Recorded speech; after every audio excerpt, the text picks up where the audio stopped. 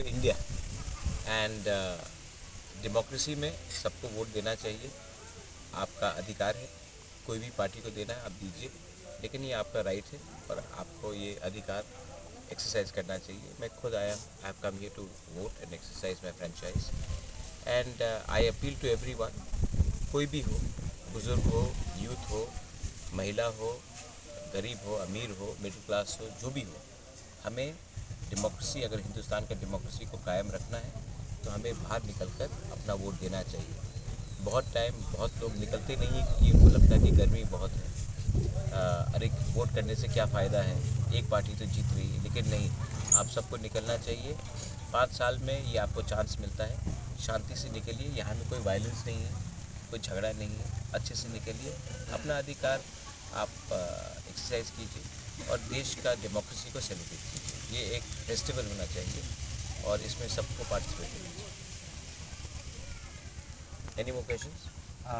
Sir, इस बार देखने को मिला कि हर पोलिंग स्टेशन में बहुत कम लोगों को नहीं, गर्मी है और देखो जो असेंबली में होता है वो नॉन नेसेसरली लोकसभा में होता है। सब लोग जानते हैं कि कौन जीत रहा है, तो बहुत लोग जो ऑपोजिशन के भी हैं वो भी नहीं निकल रहे क्योंकि वो जानते हैं कि उनका कोई चांस नहीं है। लेकिन तभी भी मुझे लगता है कि जैसा थोड़ा सा गर्मी कम होगा, शाम के समय में और लोग निकलेंगे। सवेरे तो लोग निकले थे, अभी क्योंकि गर्मी है तो लोग कम निकलेंगे और 3 बजे के बाद और निकलेंगे। और मुझे लगता है कि इस बार पूरे इंडिया में एक डिसाइसिव विक्ट्री होगा, ये क्लियर बात है। इस बार 400 पार जो नारा लगाया हाँ, है, आप इसके बारे में क्या कहना चाहेंगे? वो आप बीजेपी के मेंबर से पूछिए। मैं तीपरा मोथा का फाउंडर चेयरमैन हूँ, मैं तीपरा मोथा के बारे में बात कर सकता हूँ। तीपरा मोथा इस बार जॉइंट कैंडिडेट दिया है हमने ईस्ट त्रिपुरा के लिए और मैं पूरा कॉन्फिडेंट हूँ कि ईस्ट त्रिपुरा में भी हमारा जो जॉइंट कैंडिडेट है मोथा IPFT और बीजेपी का, उसमें हम लोग जीतेंगे। ऑपोजिशन का इस बार ज़्यादातर बहुत ही कम लोगों को देखने को मिला है। क्या कहना चाहेंगे इस बार? नहीं, हिंदुस्तान में ऑपोजिशन रहना चाहिए, डेमोक्रेसी में ऑपोजिशन का बहुत बड़ा रोल होता है, तो I want the opposition to have a united voice. सिर्फ प्रॉब्लम ये है कि प्रियंका मेरी बहन है, राहुल मेरा भाई जैसा है और प्रियंका वायनाड में CPM के खिलाफ अपने भाई को जिताने के लिए कैंपेन कर रही है और त्रिपुरा में CPM को वोट देने के लिए अपने भाई के अगेंस्ट कैंपेन कर रही है। तो कभी कभी दुख भी लगता है, लेकिन मैं जानता हूँ उनका भी कंपल्शन है। आज कांग्रेस इतने ख़राब स्थिति में है तो उनको भी किसी का हाथ पकड़ना था, मैं समझ पाता हूँ। लेकिन दिल से मुझे यही लगता है कि अगर त्रिपुरा में एक अच्छा अपोजिशन निकलेगा तो वो कांग्रेस को खुद करना चाहिए, ना कि CPM के दबाव में या CPM के ब्लैकमेलिंग में। Your Highness, one more question.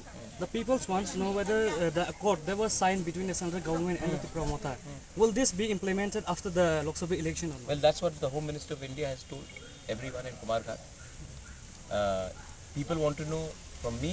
I'm not the person who will implement it. I'm the one who pushed for it. But it has to be implemented by the government of India. And Amit Shah has very clearly said it in Kumarghat. I think next time when Chini Khorang gets a chance, you should ask this question to the Home Minister of India. I have done my job as a Tiprasa of highlighting our problem and getting the agreement signed. And जैसे अमित शाह ने कहा, छोटा छोटा बात को भी चतुर बनने से मैंने रखा। I did it for whom? Not for myself. I've done it for my community, for my Doha.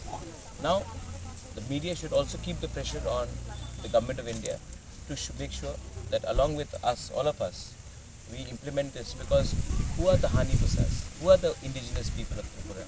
Who are the son of the soil? हम लोगों को भी तो अपना जस्टिस चाहिए। 75 साल हो गया है, कब तक हम लोग वेट करें? बहुत लोगों का ज़िंदगी गया। आज हम लोगों का नेक्स्ट जनरेशन को कुछ मिलना है तो गवर्नमेंट ऑफ इंडिया को सीरियसली बात करना पड़ेगा। क्रॉस बॉर्डर का इन्फिल्ट्रेशन को रोकिए। अमित शाह ने बोला कि आप एक भी घुसपैठिए को आने नहीं देंगे। हम देखना चाहते हैं कि एक भी घुसपैठिए अपने EDC एरिया में नहीं आए, इंडिया में नहीं आए। हम चाहते हैं कि अकॉर्ड इम्प्लीमेंट हो, हम चाहते हैं कि हमारा लैंड राइट्स मिले, हम चाहते हैं कि हमारा पॉलिटिकल राइट्स मिले, हम चाहते हैं कि हमारा इकोनॉमिक राइट्स मिले। हमारा बहुत चीज़ है जो तिपरासा को डिनाई किया गया है। उसके लिए हमें एक होकर एक आवाज़ में बात करना पड़ेगा। और मैंने जो भी किया है अपना कम्युनिटी के इंटरेस्ट में देके किया है, ना कि पॉलिटिकल अलायंस के दिख करके।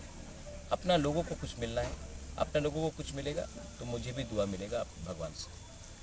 बकरा एक और क्वेश्चन है, इस बार जब मोदी जी त्रिपुरा में आए और उसके बाद उनके स्पीच में कभी भी ऐसा सुनाई नहीं दिया कि त्रिपुरा जो तो accord आप हुआ है ऐसा उसके तो बाद। मोदी तो आपको लगता है कि हाँ, मोदी जी आएंगे बोलेंगे, अमित शाह आएंगे बोलेंगे, आप कितना इनसिक्योर हो यार। रोज आपको सुनना है आई लव यू।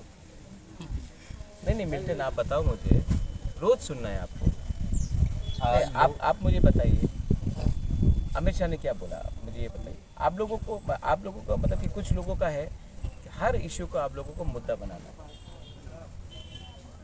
ये क्या अग्रीमेंट हुआ विदाउट मोदी जी का आशीर्वाद? या फिर आप बोल रहे हैं कि अमित शाह झूठ बोल रहे हैं?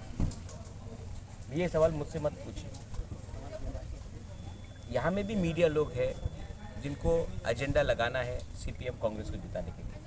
प्रियंका गांधी त्रिपुरा आई, क्यों नहीं सीए के बारे में बात किया? ये सवाल आपने सुदीप राय बर्मन से क्यों नहीं पूछा?